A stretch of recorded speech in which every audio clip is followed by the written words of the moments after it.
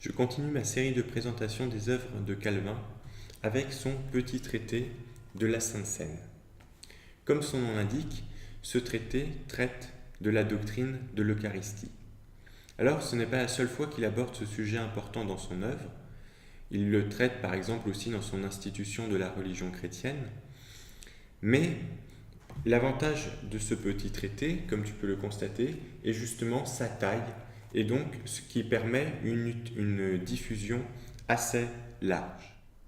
Ce traité a été rédigé entre 1538 et 1540, lorsque Calvin était à Strasbourg, après avoir été chassé de Genève.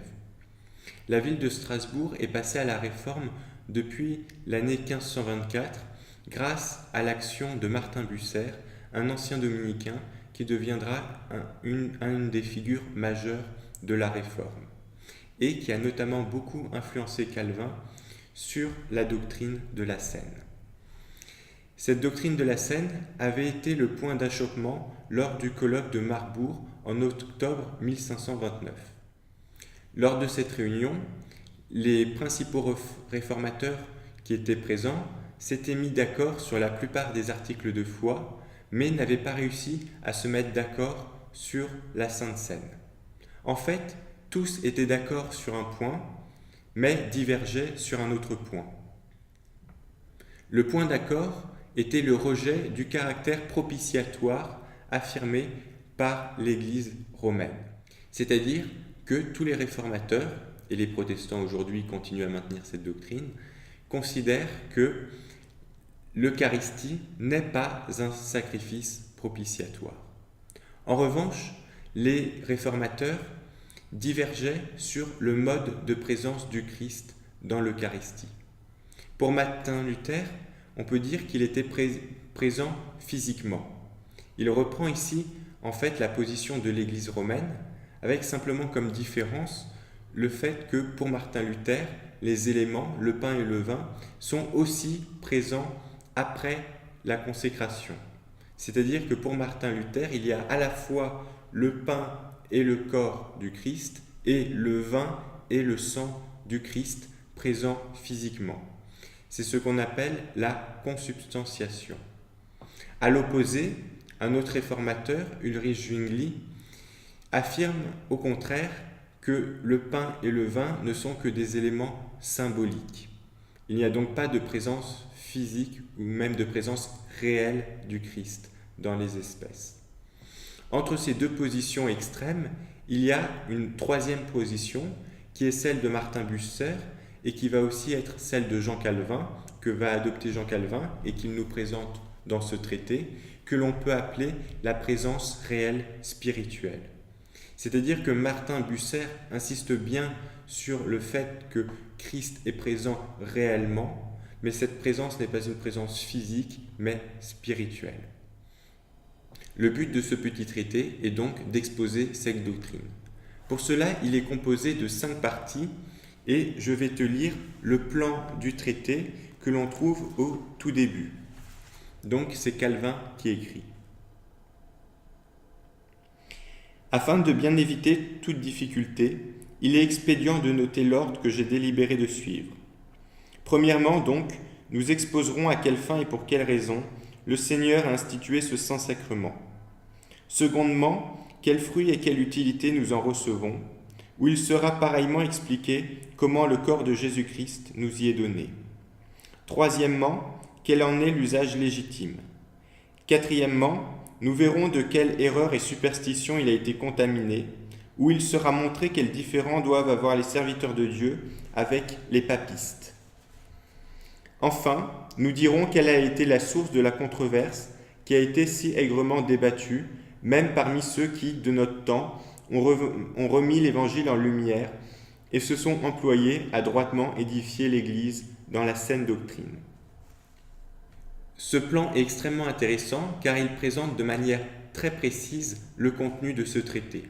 On voit donc qu'il y a à la fois un aspect théologique, mais aussi un aspect où il s'intéresse à la doctrine de la Sainte Seine, mais aussi un aspect pastoral puisqu'il réfléchit sur l'application pratique et sur les dispositions concrètes au sein des églises.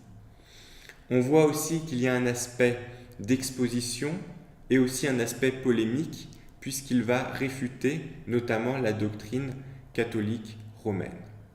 Enfin, il ne cache pas, et c'est l'objet de sa cinquième et dernière partie, qu'il y a des divergences entre les réformateurs et il va exposer ces divergences. Celles-ci concernent, comme je te l'ai dit, le mode de présence de Christ au sein de la scène. Pour terminer cette vidéo, je vais simplement te lire un deuxième extrait de ce traité qui, je trouve, alors n'est pas très long, mais présente de manière extrêmement à la fois concise mais précise la position de Calvin concernant la présence du Christ au sein de l'Eucharistie. Ainsi en est-il de la communion que nous avons au corps et au sang du Seigneur Jésus. C'est un mystère spirituel qui ne peut se voir à l'œil, ni être compris par l'entendement humain. Il nous est donc figuré par des signes visibles, selon que notre faiblesse le requiert. Néanmoins de telle sorte que ce n'est pas une simple figure, mais une figure conjointe avec sa vérité et sa substance. C'est donc à bon droit que le pain est nommé corps, puisque non seulement il nous le représente, mais aussi nous le présente.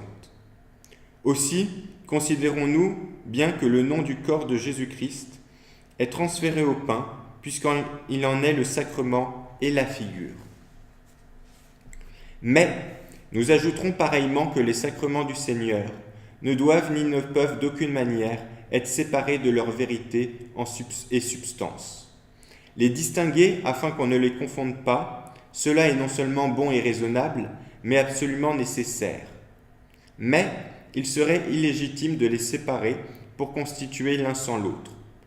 Quand donc nous voyons le signe visible, il nous faut regarder ce qu'il représente et de qui il nous est donné.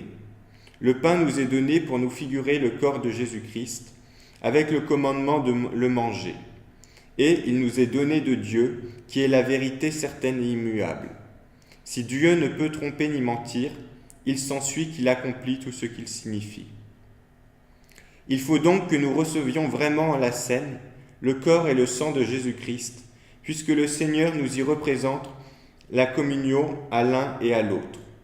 Car autrement, qu'est-ce que cela voudrait dire que nous mangeons le pain et buvons le vin en signe que sa chair nous est nourriture et son sang breuvage, s'il ne nous donnait que le pain et le vin, laissant la vérité spirituelle derrière?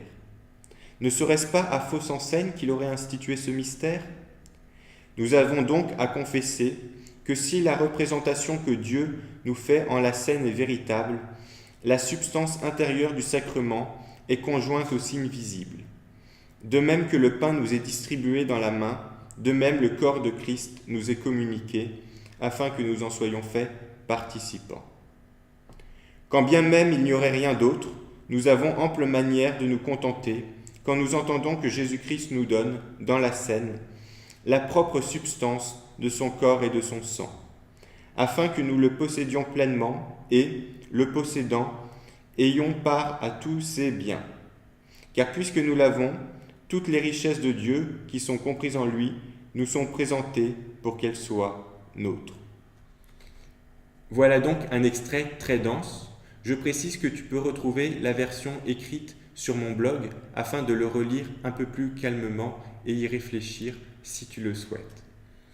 Si tu as des remarques, tu peux me laisser un commentaire.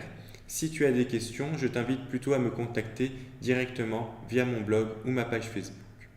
Et moi, je te dis à bientôt pour une prochaine vidéo.